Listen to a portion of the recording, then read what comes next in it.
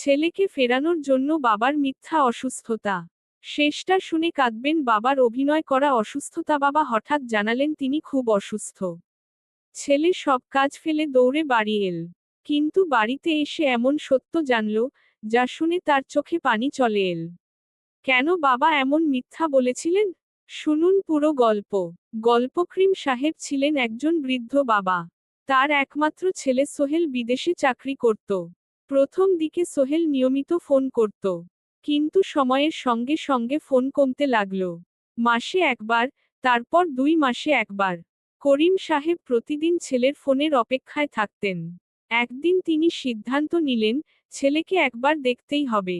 তিনি সোহেলকে ফোন করে বললেন, বাবা, আমি খুব অসুস্থ। ডাক্তার বলেছে অবস্থা ভালো নয়। খবর শুনে সোহেল ভয় পেয়ে গেল। সে তাড়াতাড়ি ছুটি নিয়ে দেশে ফিরে এল। বাড়িতে এসে দেখল, বাবা স্বাভাবিকভাবেই হাঁটছেন।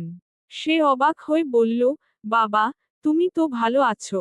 করিম সাহেব মুচকি হেসে বললেন, হ্যাঁ বাবা, আমি ভালো আছি। তাহলে মিথ্যা বললে কেন? বৃদ্ধ বাবার চোখ ভিজে উঠল, কারণ তুই আমাকে ভুলে গিয়েছিলি। আমি শুধু তোকে একবার কাছে পেতে চেয়েছিলাম। কথাটা শুনে সোহেলের বুক কেঁপে উঠল। সে বাবাকে জড়িয়ে ধরে কাঁদতে লাগল, বাবা, আমাকে ক্ষমা করে দাও। আমি বুঝতে পারিনি তুমি কতটা একা হয়ে গেছো।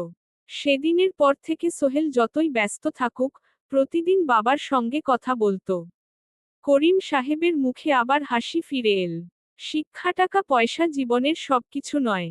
বাবা মায়ের পাশে থাকার মূল্য পৃথিবীর কোনো সম্পদের চেয়ে বেশি।